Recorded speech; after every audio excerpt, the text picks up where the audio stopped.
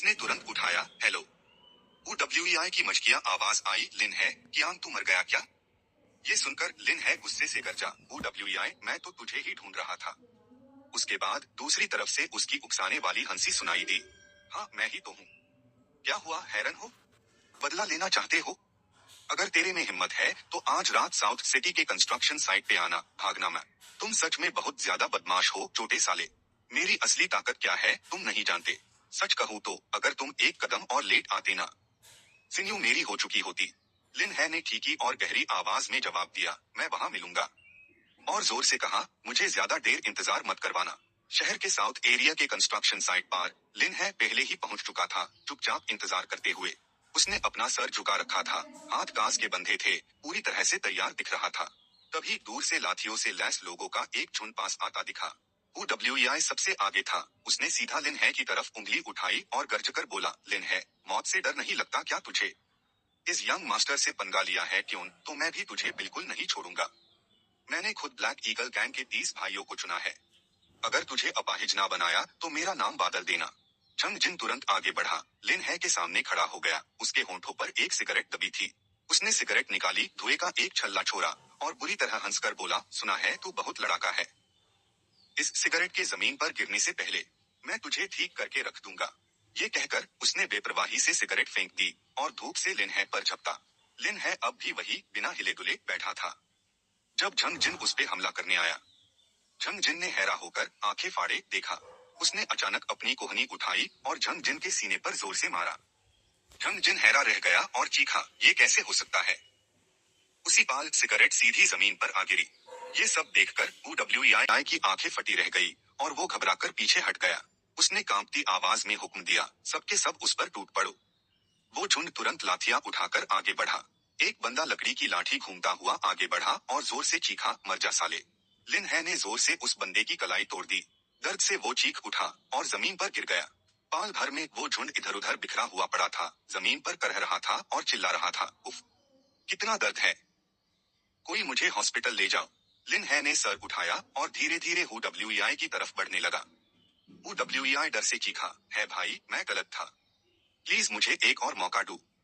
इधर मत आओ। 1.5 लोग छोटी बातों का बुरा नहीं मानते, इस बार मुझे माफ कर दो। लिन है का चेहरा सख्त हो गया और वो बिना किसी हिचकिचट के आगे बढ़ता रहा। लिन है ने मुट्ठी उठाई और सीधे उसके पेट पर दे मारी और जोर से बोला, माफ करूं तुझे, घंटा। UWEI पेट पकड़कर गुस्से में चिल्लाया, मैं दर्द से मार रहा हूँ। कमीने, तुझे पता है मैं कौन हूँ? तुझे पता है मेरा बाप कौन है? हमारा परिवार बस थोड़ा सा पैसा फेंक कर तुझे बर्बाद कर सकता है। तू गया काम से, मैं तुझे मार डालूंगा। उसकी आंखों में खून उतर आया था। वो ठंडी नजरों से उस पे ऊपर से देख रहा था।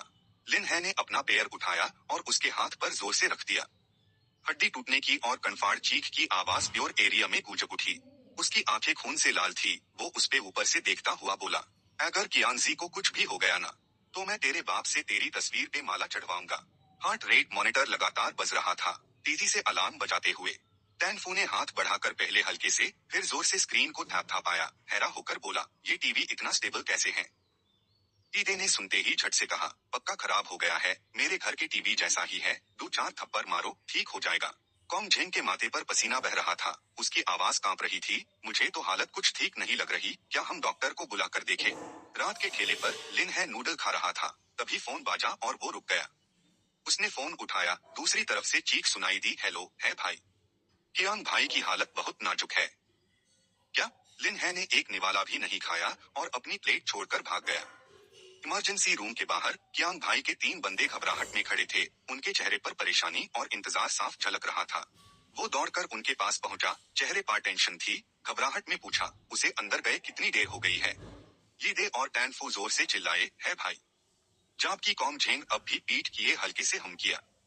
लिन है ने दांत पीस और दहाड़ते हुए कहा, ये सब कैसे हो गया? ये दे की आंखों से आंसू बह रहे थे। वो सिसक सिसक कर बोला, हाँ, वो आज सुबह तक तो ठीक था, ये अचानक से उसे क्या हो गया? तभी डॉक्टर कमरे से बाहर निकला, हाथ में एक कागज था। उसने जोर से पूछा, मरीज के फैमिली मेंबर कौन है? हालत बहुत क्रिटिकल है, तुरंत साइन करना होगा। लिन है ने सुनते ही जोर से कहा, हम सब उसके दोस्त हैं, डॉक्टर प्लीज उसे बचा लीजिए। लेडी डॉक्टर ने सख्ती से उनकी बात काटी और सबको चुप रहने को कहा। हम अपनी पूरी कोशिश करेंगे, लेकिन मरीज Yeah. की हालत इस वक्त सच में बहुत नाजुक है। अचानक डॉक्टर ने एक तरफ देखा और जोर से बोला, डायरेक्टर दू वापस आ गए हैं।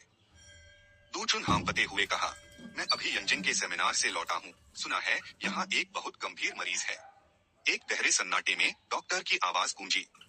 वो पलट के भीड़ की तरफ देखी और बताया कि अपने डायरेक्टर साहब एक टॉप के ब्रेन स्पेशलिस्ट है, जिनका डिपार्टमेंट पूरे मुल्क में शानदार माना जाता है। ये सुनकर सबके दिल में उम्मीद की किरण जागी। कॉन्ग झेंग ने कांपते हाथों से अपने आंसू पूंछे और सिसकते हुए बोला, अब तो बस सब कुछ उन्हीं के भरोसे है। डायरेक्टर टैनफू ने भी चुपके से अपनी आंखों के कोने साफ किए और धीरे धीरे कुछ बदबदाने लगे, जिनकी आवाज तक नहीं निकली। कियांग भाई, आपको हिम्मत करनी होगी। ऑपरेशन थिएटर की रोशनी आंखों को चुभा रही थी। दू चुन और बाकी डॉक्टर्स झट से कियांग के बेड के पास जमा हो गए। हेडलैम्प पहने दू चुन ने देखा कि सारे इंडिकेटर्स तेजी से गिर रहे हैं और फिर भरी आवाज में कहा, पेशेंट के लाइफ सपोर्ट सिस्टम तेजी से नीचे गिर रहे हैं। एड्रेनालाइन को हल्का सा स्टिम्युलेट करो। दूसरे डॉक्टर की आवाज आई, जी सर। इमरजेंसी रूम की लाल बत्ती अब भी जलती थी, बुझी नहीं थी। टैनफू ने दू चुन को बाहर आते देखा तो जोर से चिल्लाया, डायरेक्टर साहब आ गए। लिन है उछल के खड़ा हुआ और सवाल किया, डायरेक्टर दू, मेरे दोस्त की क्या हालत है? उसने भी चीख के पूछा, कियांग भाई कैसे है? उसने धीरे से अपनी आंखें मूंद ली और एक दर्द भरी गहरे आवाज में बोला, बहुत अफसोस है, हमने अपनी पूरी कोशिश कर ली है। ये सुनते हाई टैनफू झटके से खड़ा हो गया और उसकी चीख निकल गई, ये कैसे हो सकता है? आप तो एक्सपर्ट है ना? दू चुन ने फिर समझाया, उसके दिमाग में नास फट चुकी है और अब आईएससी ठीक करना नामुमकिन है। अब तो बस वक्त का खेल है। यीडे ने अपने आंसू पूंछते हुए चीख के कहा, कियांग भाई। टैनफू भी रोने लगा और पूछा, क्यों क्यों? उसने बस धीरे से अपना सर हिलाया और कहा, अब पेशेंट के अंतिम संस्कार की तैयारी कर लो। लिन है की आंखों में गुस्सा था। उसने गुस्से में अपनी भाभी सिकोड़ी और जज्बाती होकर चिल्लाया, नहीं, कियांग को बचाना ही होगा। लिन है झटके से आगे बढ़ा और जोर से दरवाजा खोल के अंदर घुस गया। डॉक्टर्स अभी रिएक्ट भी नहीं कर पाए थे कि हैरत से पूछा, कौन हो तुम? लेकिन उसने जल्दी से डू लॉगऑन को धकेल दिया और धकेलते हुए तेजी से बोला, छोड़ो सब, तुम सब बाहर निकलो। और फिर लिन है ने दरवाजे को जोर से पाठक कर बंद कर दिया।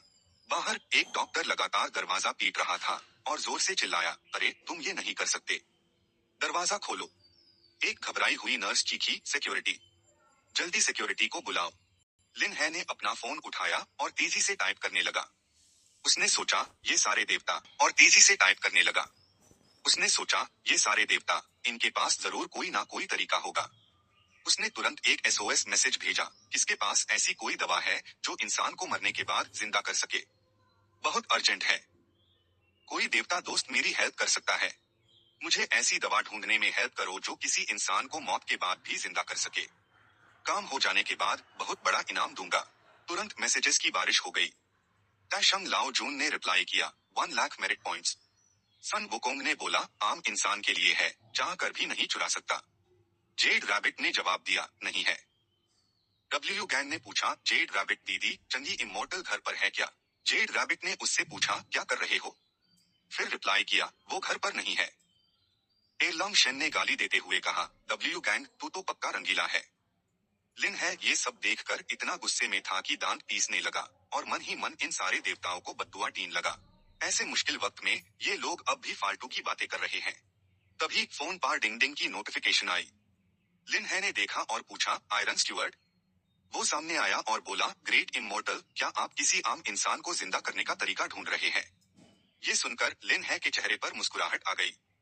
उसने रिप्लाई किया, बिल्कुल। तुम्हारे पास कोई तरीका है क्या? मुझे बहुत अर्जेंट है। आयरन स्टुअर्ट ने आगे कहा, गोल्डन नीडल सोल पैसेज, ये मेयर ह्यू को जिंदा कर सकता है, पर इसकी कीमत बहुत बड़ी है। लिन है ने बिना किसी हिचकिचट के तुरंत कहा, ठीक है, मुझे बेच दो। कितने का है? उसके होंठों पर हल्की सी मुस्कुराहट आई और वो कुछ देर सोचा, फिर हेस्ट हुए जवाब दिया, 2 लाख मेरिट पॉइंट्स। लिन है ये सुनकर आंखें फाड़े देखता रह गया। उसकी आंखें बड़ी हो गई और उसने मन ही मन सोचा, क्या है, इतना कैसे पे करूंगा? जान बचाना आग बुझाने जैसा है। ये तो मौके का फायदा उठाकर मुझे चुना लगा रहा है। लिन है अब भी डोर फ्रेम पे टीका था, हाथ से अपनी गर्दन सहला रहा था, शर्मिंदा दिख रहा था। वो हिचकिचाते हुए पूछा, क्या मेन इंस्टॉलमेंट्स में पे कर सकता हूँ? दूसरे बंदे को समझ नहीं आया। उसने तुरंत पूछा, उसका क्या मतलब है? लिन है ने धीरे से समझाया, मैं तुम्हें हर महीने 100 मेरिट पॉइंट्स दूंगा और तुम मुझे 20% डिस्काउंट दे देना, तो सिर्फ 1.6 लाख हाई बचेंगे। अगर ऐसे देखे तो ये 1600 महीने होंगे, मतलब 130 साल से भी ज्यादा लगेंगे चुकाने में, क्या बोलते हो? आयरन क्रचली ने सुनकर मुस्कुराते हुए कहा, ग्रेट इमोर्टल, आप मजाक कर रहे हैं।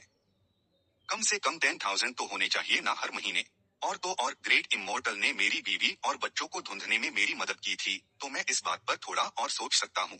फिर उसने कहा, लेकिन अगर मेरिट पॉइंट्स कम पड़ रहे हैं, तो दूसरी चीजें भी चलेंगी। लिन है की आंखें ये सुनते ही चमक उठी, दिल ही दिल में खुश हुआ, अरे वाह, मतलब बार्टर भी हो सकता है। बिल्कुल सही, ये कुछ ऐसा है जैसे गाजर देकर कुछ और ले लेना। ये सुनकर उसने तुरंत अपना हाथ जेब में डाला, थोड़ी देर टटोला और फिर एक चीज निकालकर सीधा दूसरे को सिगरेट का पैकेट दे दिया। आयरन क्रचली ने लिया, उसके चेहरे पे सवाल थे। उसने पूछा, ग्रेट इमोर्टल, ये क्या वाला है? लिन है ने हल्की सी आंखें बंद की, ओठों पर हल्की मुस्कान आई और फिर जवाब दिया, इस चीज को सिगरेट कहते हैं। खाने पीने के बाद एक कश लगा लो तो उसका मजा किसी देवता से भी ज्यादा खुश कर देता है, सुना है तुमने? वो काफी इंटरेस्टेड लग रहा था। उसने पूछा, कैसे इस्तेमाल करते हैं? लिन है ने जवाब दिया, बहुत आसान है, बस एक तरफ आग से जला लो और हाँ, मैं तुम्हें ये लाइटर भी फ्री में दे रहा हूँ। तुरंत सिगरेट जलाई गई, सेफ धुआं धीरे से ऊपर उठा। आयरन क्रचली ने उसे मुंह में दबाया, एक कश लिया और फिर धीरे से छोड़ा। उसके चेहरे पे एक सुकून और खुशी दिख रही थी। उसने जोश के साथ पलटकर ग्रेट इमोर्टल से पूछा, ये अद्भुत चीज आखिर आई कहाँ से है? लिन है ने शांति से जवाब दिया, वो सब तुम मत पूछो, बस ये बताओ कि ये चीज कितने में गिरी रख सकते हो? आयरन क्रचली ने सिगरेट मुंह में दबाए हुए जवाब दिया, ज्यादा से ज्यादा एक सिगरेट के बस 5,000 हाई मिलेंगे।